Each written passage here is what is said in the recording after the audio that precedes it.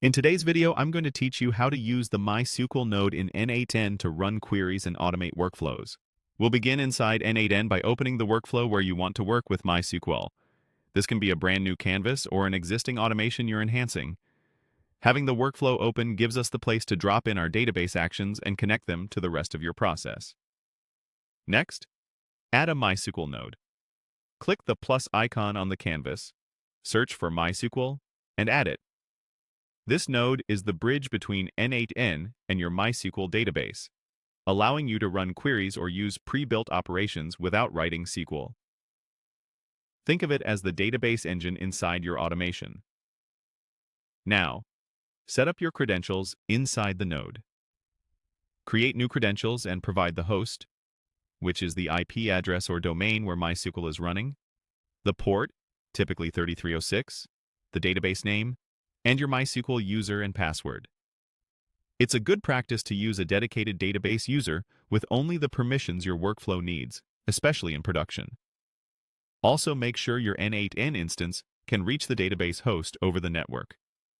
Before moving on, test the connection. Click Test Connection and wait for confirmation. If it doesn't connect, double-check the host, port, and database name, confirm the user has access, and ensure any firewalls or network rules allow traffic from your n8n environment to the database. With the connection ready, choose the operation. You can select Execute Query to write your own SQL, which is perfect for complex reads and updates. Or use Insert, Update, or Delete from the node's interface to perform common database tasks through form fields. This is handy when you prefer structure over free-form SQL.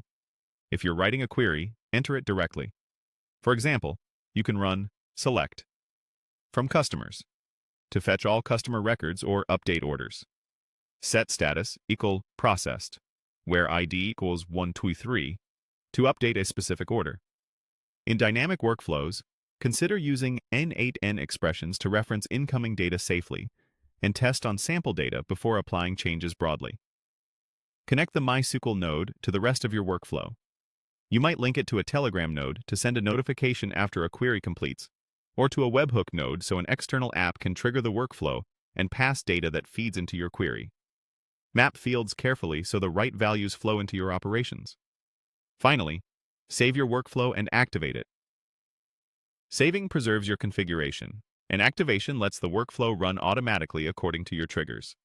You're now integrated with MySQL and ready to automate data-driven tasks end-to-end.